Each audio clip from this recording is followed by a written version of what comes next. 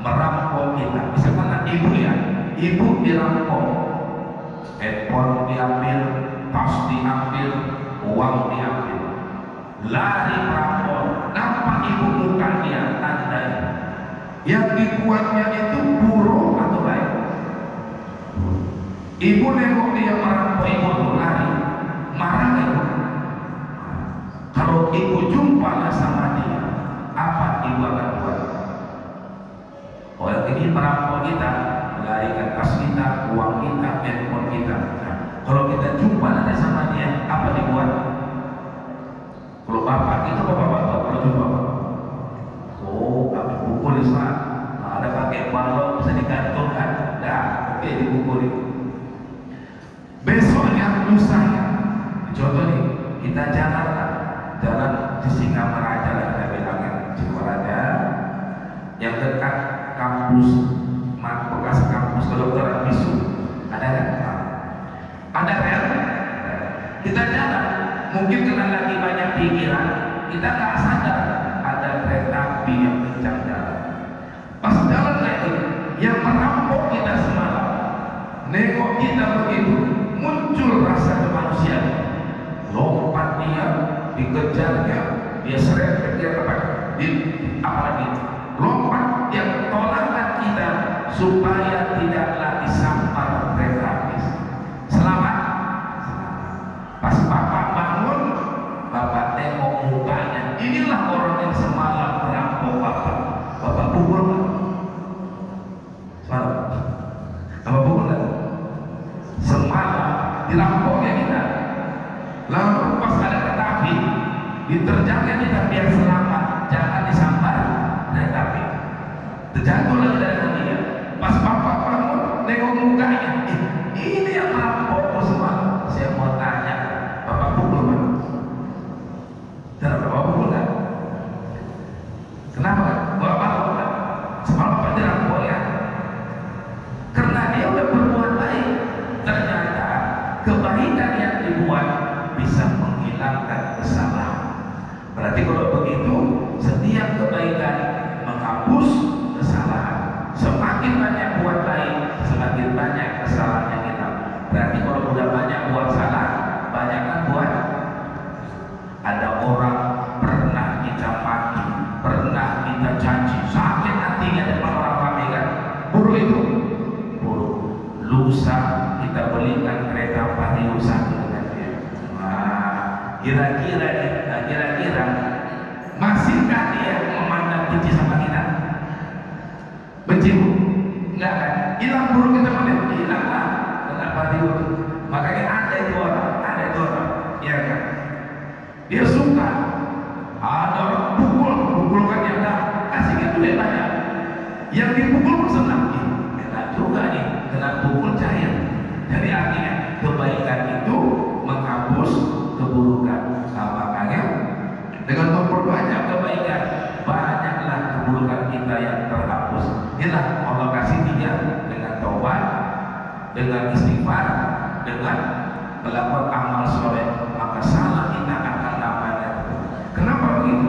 Sebagaimana biar kita semangat untuk takwa, Allah ingatkan lagi, wal tandur nafsum ma qaddamat lighad. Pikirkanlah nasibmu untuk esok hari.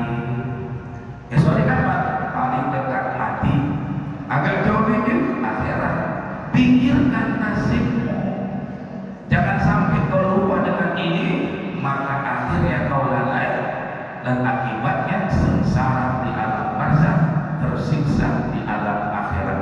Apalagi sekarang yang hati-hati, ini kan zamannya zaman fitnah ini. Maaf ya, ini kita sudah masuk era hidup di zaman fitnah. Antara batil dengan betul itu beda.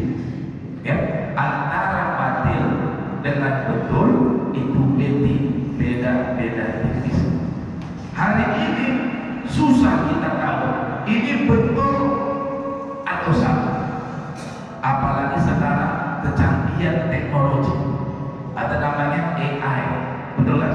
Ini alat nomor 1 sekarang untuk merekayasa. Bermanfaat, ada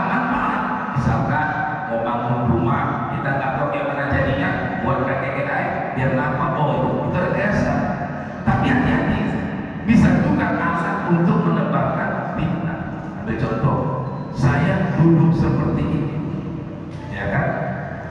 Bisa dibuat saya lagi duduk di hotel. Bisa kan? Awal duduk di masjid, tapi bisa dibuat duduk di hotel. Kita tidur di rumah, betul kan? Bisa dibuat lagi berzina di hotel. Kemudian film itu dimasukkan ke dalam medsos. Karena bapak ibu punya HP, nampaklah masuklah di HP kita.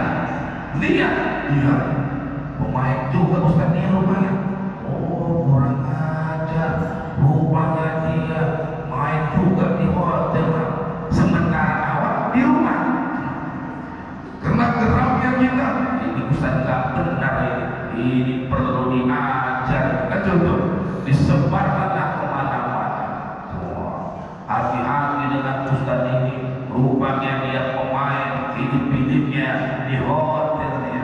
Nah, ini contoh ya. Kira-kira si Ustaz tadi jadi apa nih? Korban fitnah. Yang nyebarkan jadi apa namanya? Pembuat, penyebar fitnah. Yang buat yang pertama itulah yang fitnah. Luar biasa. Tapi orang yang kena korban fitnah, kata Imam Syafi'i, jangan takut.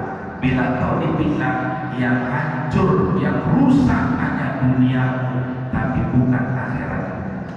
Yang rusak cuma duniamu, tapi bukan akhirat.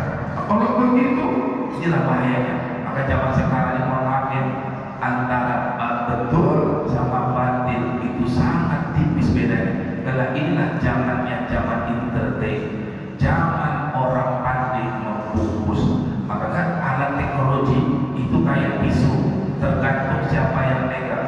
Kalau yang megang itu benar, akan dipakai untuk merampok dan membunuh. Tapi kalau dipegang tukang sembeli ayam, tukang sembeli kambing lembu, cuma dipakai membeli binatang dan kita makan dagingnya. Termasuk siapa yang memegangnya. Nah, makanya zaman sekarang lebih bagus kata Nabi, kalau hidup di zaman fitnah, lakukan dua. Yang pertama, hidup di zaman fitnah, banyak diam. Tak usah banyak komen, banyak diam. Yang ketiga apa? Yang ketiga, introspeksi diri. Itu lebih baik, lebih bagus introspeksi diri kita untuk supaya memperbaiki diri.